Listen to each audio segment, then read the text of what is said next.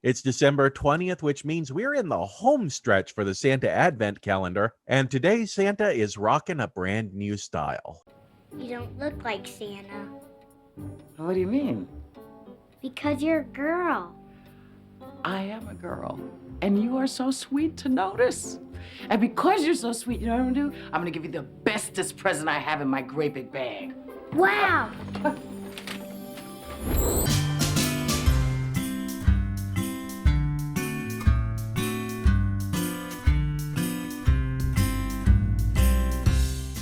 Whoopi Goldberg was born Karen Elaine Johnson in Manhattan in 1955. In the 1970s, she relocated to Berkeley, California, where she joined the avant-garde theater troupe, the Blake Street Hawkeyes, and would make her film debut in an avant-garde feature by San Francisco filmmaker William Farley, before producing her first one-woman show, where she would be discovered by director Mike Nichols.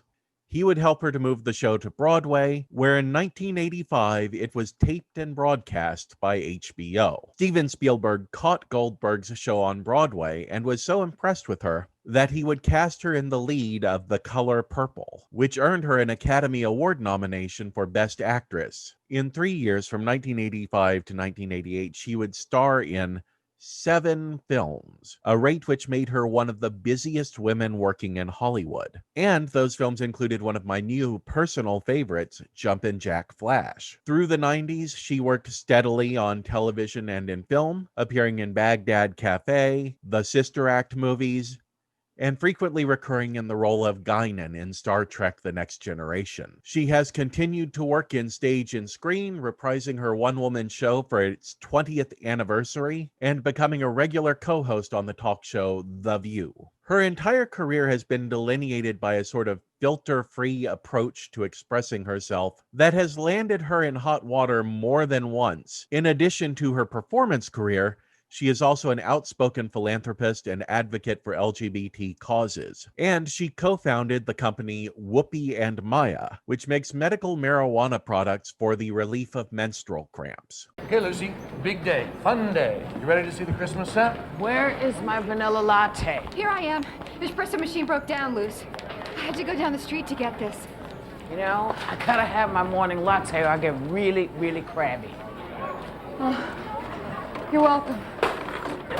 2001's Call Me Claus was directed by made-for-television veteran Peter Werner and written by Sarah Bernstein, Gregory Bernstein, and Brian Bird, with story by Sarah and Gregory Bernstein and legendary writer and comic Paul Mooney. It premiered as a TNT original movie, and since that time, it has shown up on television every Christmas season, not just on TNT, but on Lifetime, Freeform, and also on the Hallmark Channel. The story belongs to a subgenre of Christmas movies that feature one Santa Claus having to track down and convince a worthy person to take over the role from them. The previous Santa is almost at the end of his term and is down to just one name on his list of possible replacements: Lucy Collins, a cutthroat television shopping channel executive played by Whoopi Goldberg. Who is this stranger in my office? Somebody in security is gonna lose their job. You know who I am, Aunt Lucy. Aisha. Is that you? Ah, Aisha said, you give me a hug. I didn't even recognize you, girl. And look, you brought a big old ugly man with you. What a surprise, baby brother. The Santas to be usually fall into one of two categories in these movies. Either they are good people who are being tempted to stray from the path, or they are people who have been overcome by a general sort of Scrooginess and need to rekindle the spark of goodness that still lives inside of them. Lucy Collins seems at first to be an example of the second. She's a network executive with a plush, spoiled lifestyle to which she has become accustomed, and a distaste for everything Christmas.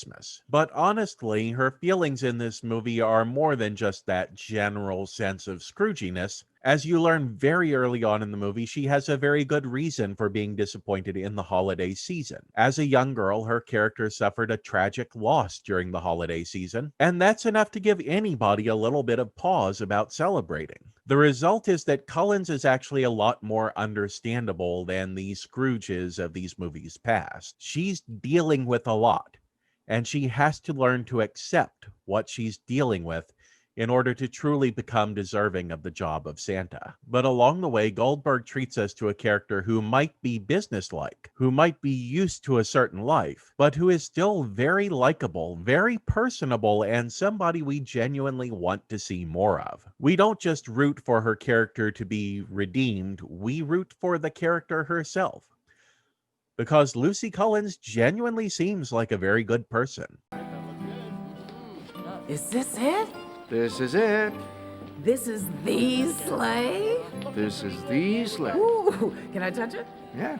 You want to climb on board? May I? Here we are. Oh.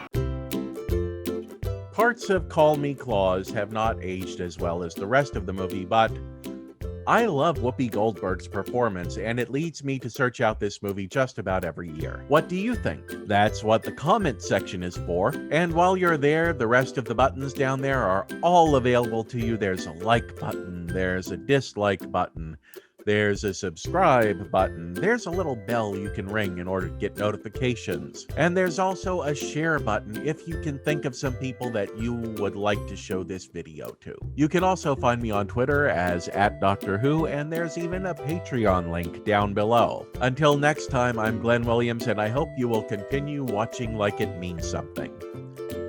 And take care of yourself, because I can't be there to take care of you.